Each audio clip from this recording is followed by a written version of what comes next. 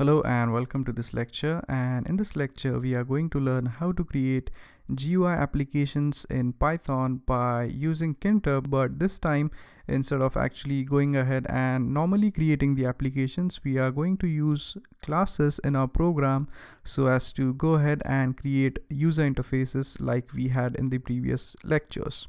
So in the previous lectures, as you might know, we were basically going ahead and creating the root, which was our main window, and on that window we actually added some widgets like frames, buttons, entries and everything like that.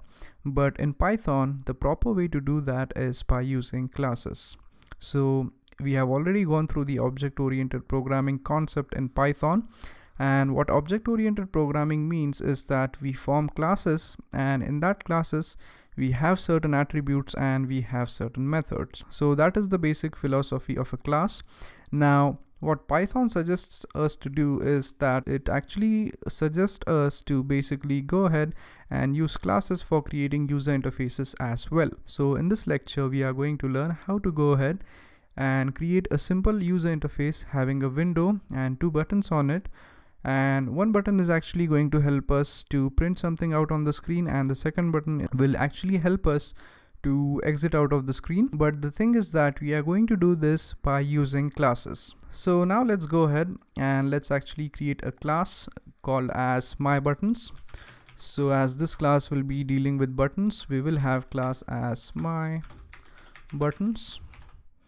And here, if you recall from the previous lectures, we actually need to have an init method in Python which actually goes ahead and initializes the object when we actually go ahead and create an object. So we type in def _init. So this is the basic syntax for creating an init method. And here you actually need to go ahead, give a comma, and you also need to pass in the root over here, because in this case we are not only having a simple program but also we are designing the user interface. So let's name this root as root1, and now in this class we will actually go ahead and write in the code which will help our application to load up. So you might already know that when we actually go ahead and create object of the myButtons class, which is this class, what this init method is going to do is that it is automatically going to execute all the code which is present inside it. So what we want to do here is that inside this init method we need to write in the code which will help us to actually set up our window. So let's go ahead and add a simple frame on the window. So we type frame equals frame, and this is going to be on the root, and the name of our root is root1. So this allows us to go ahead and add this frame on the root, and once we have the frame we also need to pack it. So we type frame.pack. Now once we have the frame, we actually need to go ahead and create our two buttons. So in order to create those two buttons, one thing which you could do is that you could simply name them as button1, then type equals button, and you could actually create them. But as in this case we are using classes, instead of using directly the button name, you have to type in self.theButtonName. So let's say that the first button is going to help us to print something out. So for that we type in print button.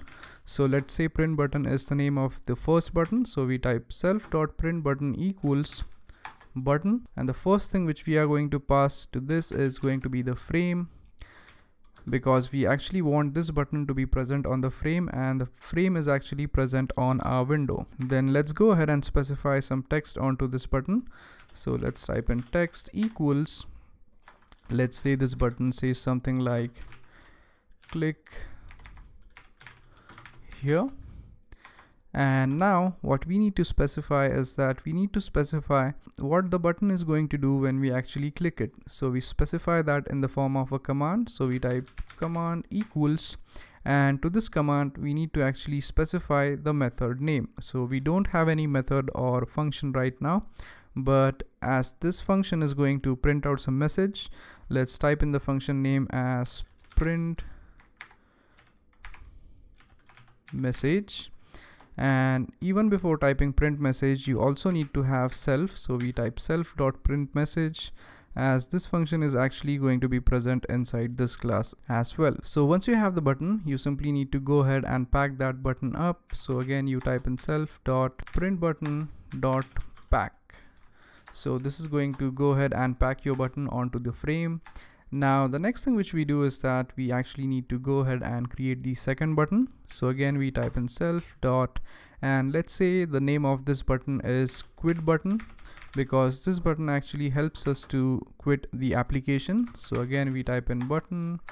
Also, we want this to be present onto the frame, and the text on this is going to be, let's say, exit, because it allows us to exit the application. Now once we have the text as exit, the next thing which you need to do is that you actually need to exit the window when you click this button. So you type in command equals, and instead of making a method here, there is actually an inbuilt method to close a particular frame. So if you have to close a particular frame, you type in frame.quit, and that is actually going to go ahead and it is going to exit out of that particular window.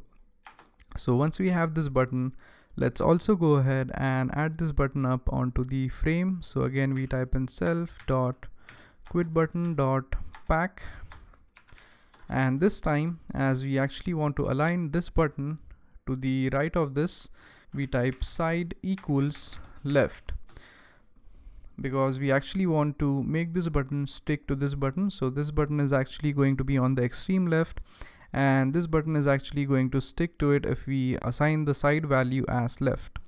So once we are done with this, we basically have two buttons. Now the next thing which we need to do is that as we want to make this print button print some value, we actually need to go ahead and create this function which says print message. So in order to do that, we go right here, and make sure you are not into this init method. You should actually be out of this init method. So go right here and then type in def print.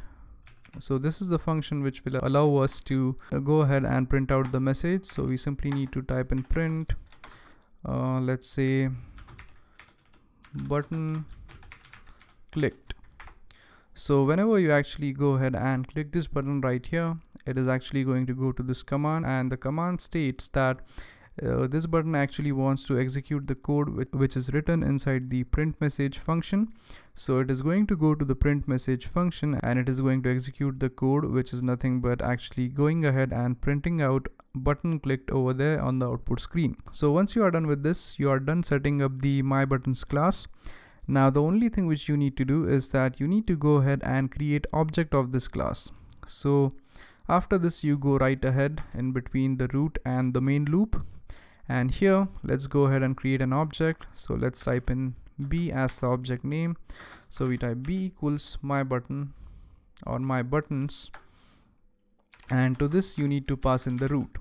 So now what is going to happen is that initially the root is going to be initialized, and that root is going to be passed into this. So now this is actually going to go ahead and create an object for b, and as we have the init method inside b, it is actually going to execute the entire code which is written inside here.